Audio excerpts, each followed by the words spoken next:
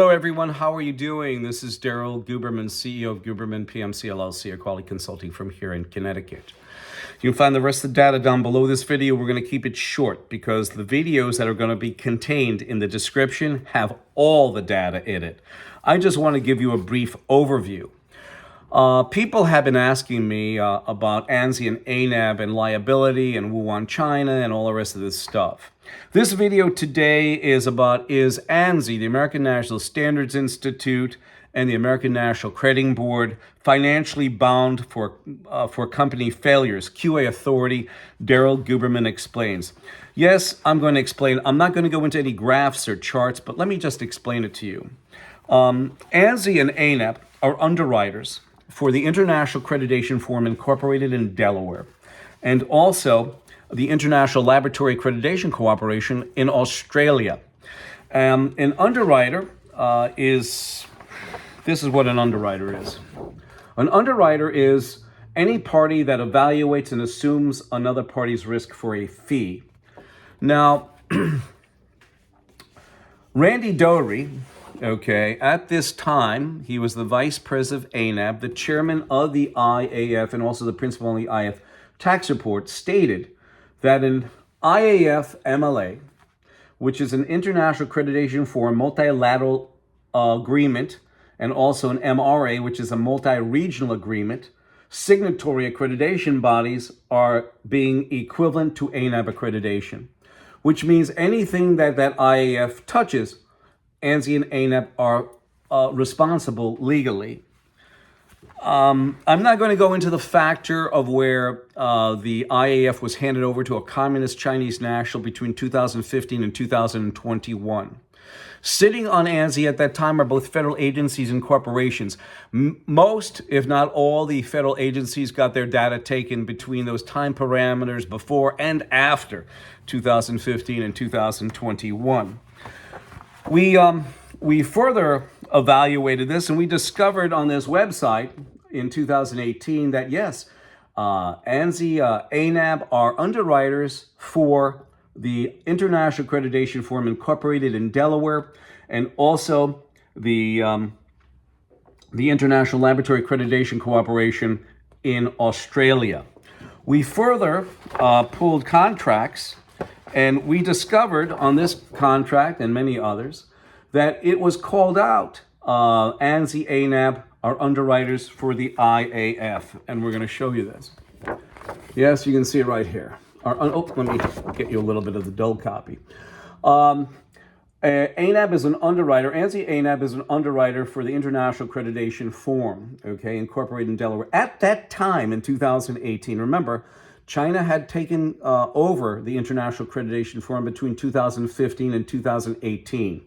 The gentleman, Zhao Jinwu, was also the chief executive of the China National Accreditation Services, which certified the suspect lab in Wuhan, China.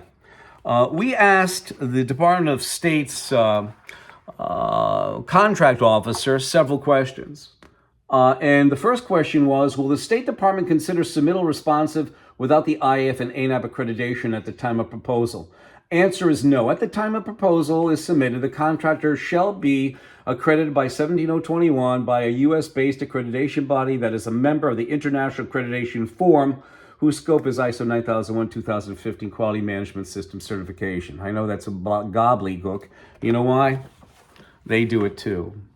State Department, Department of State. Here it is. Here's the definition for that mess that I just read you. But let me read you the second part, number 2 question. References to ANSI-ANAB must be changed as they unfairly and unnecessarily limit competition. The contractor shall be accredited, and he says the same crap over again. So what this tells me is that the Department of State, DOD, who also sits on ANSI's board between 2015 and 2021, basically demanded China to come into their hallways, business owners, my fellow citizens. And let's go through this because I told you that this video is about failure and who is responsible for that. And let me just, here we go. Let's go into the failure now.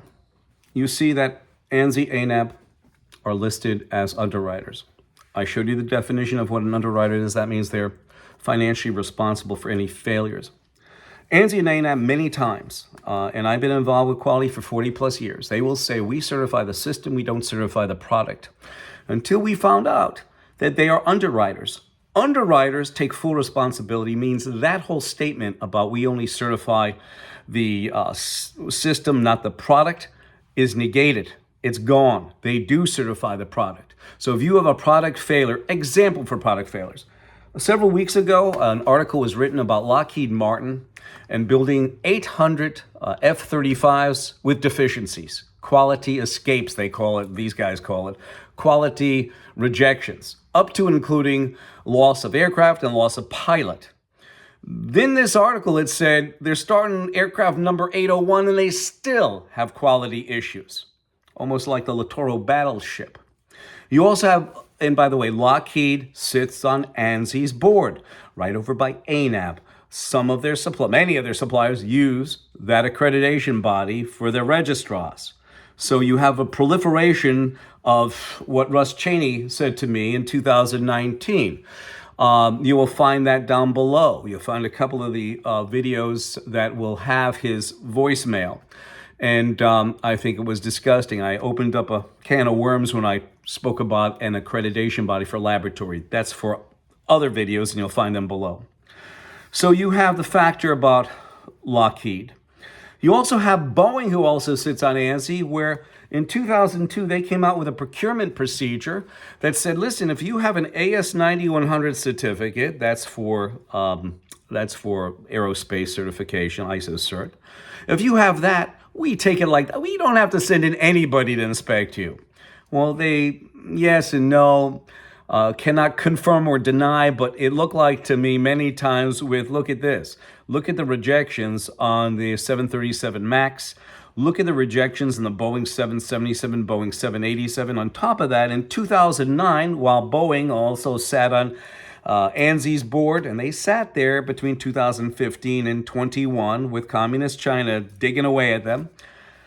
What happened was, in 2009, the FAA, which sits right over by Boeing, basically went laissez-faire, went Ceded inspection, meaning that Boeing could design it happily, build it, design it, sign off on it, and the FAA would probably initial it, and that's it. Basically, the FAA did not really do their inspection per se. Now, they'll probably tell me, oh, Guberman, he doesn't know what he's talking about. Well, I've got the articles. I'm going to try to put them in. You're only limited to about 5,000 characters, so we have a lot of data. So if you want information about how the FAA succeeded inspection from Boeing, please contact me, 203-556-1493, or Daryl, TQRS at yahoo.com.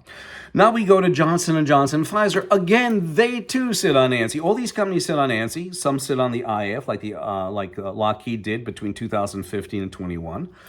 Okay, while China ruled the roost. The reason why I said that, you have ANSI and ANAB that sat on the IAF at the time, right over by Pakistan and Iran, and also Lockheed, all the rest of this mess. It's absolutely a mess. So you now have, and by the way, Boeing, let me just go back a little bit. Boeing sat on ANAB's board that can grant, suspend, and withdraw certification. Well, I never saw, in all my 40 years, the only time I ever saw a registrar take away a certificate was for lack of payment. And that's it. The quality could have been, they could have gotten 20 nonconformances. 10 of those could be major nonconformances. And you take one registrar and you look at another company that had the same rejections. And one thing about ISO, it was supposed to be synergistic. It was supposed to be across the board. Like if you got a rejection for management review as a minor, in company number 2 that's certified by another registrar, if they got a rejection in management review, it should be the same.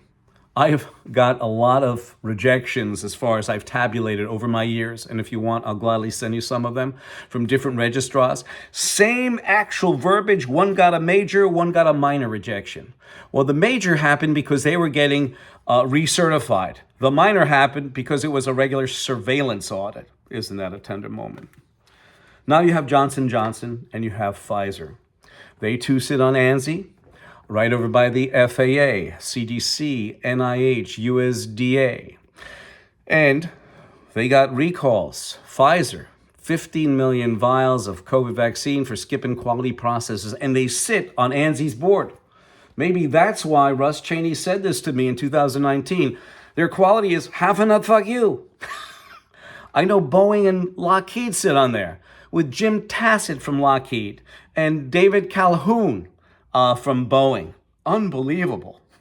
And by the way, I understand that Nikki Haley, and I hate to bring politics in, but she's like running for president. You know, for a little while, she was sitting on the board and we were doing videos about her. And I said, what the hell does Nikki Haley know about aerospace? You know who else sat on there? Caroline Kennedy. What does she know about aerospace? That was several years ago. I think because of me, they took them off the board. Possibly, probably, maybe, could be. But anyway, you have Johnson & Johnson and Pfizer skipping quality processes and standards and getting these returns. Rather than doing the job right, they do it wrong. And you know why they do it wrong? Because sitting right over by Pfizer and Johnson & Johnson, like Boeing and Lockheed, are the FBI. You got the FBI, you got the FTC. You've got all these federal agencies that are going to protect their ass. That's why. And on top of it, ANSI's involved with the American Bar Association. And they have the Department of Justice on board. Isn't that a tender moment in an unjust courtroom? And yes, I told you once, I'll tell you again, I got a letter from a guy of 40 years, a lawyer, and he said both federal and state courtrooms are no more than smoke and mirrors. That's what they call in the political arena. The judge is hired there to be the CEO for the plaintiff and defendant's attorney. Statistically, out of people who were being interviewed, both defendants and plaintiffs, 85% of these people, 85% said that they felt that both their lawyers were colluding after the courtroom. Now, what are you going to do? So, the title of this is ANSI-ANAB financially bound for company failures. QA authority Daryl Guberman explains. You have the failures in Wuhan, China. Any good attorney would go after ANSI-ANAB because they confess to being underwriters. I have this documentation here. A federal contract, government contract, stating it verbatim. That means they are underwriters. That means when they say we only certify the system, not the product, it's negated. As the owner of our business, I would never be that ignorant, because it is. Because you give responsibilities to people that may not be, how should we say? I won't say it. You give your life away when you take responsibility as underwriting. And on a government contract, that means they are liable. When you have several weeks ago an F-35 landing and it lost its landing gear and crashed, the responsibility and liability is on, of course, the manufacturer of the landing gear, but also if it was accredited by ANAB, the ANSI-ANAB, then they are liable for that failure. Not just the manufacturer itself of that, but ANSI and ANAB are. I'm sure there would be many attorneys who would disagree with me. Frankly, my dear, I don't give a damn. That's what I would say. Anyway, we're going to leave it here. My telephone number is 203-556-1493 or Daryl, tqrs@yahoo.com. I thank you for the moment here. And yes, it appears that liability is more than likely on ANSI and ANAB because on a federal contract, it's called out that ANSI and ANAB are underwriters for the international accreditation form. Thus, an IAF MLA and an IAF MRA, which is multilateral agreement or multi-regional agreement, companies' accreditation bodies, ANSI and ANAB are liable. I thank you, and I look forward to hearing from you. Have a good day.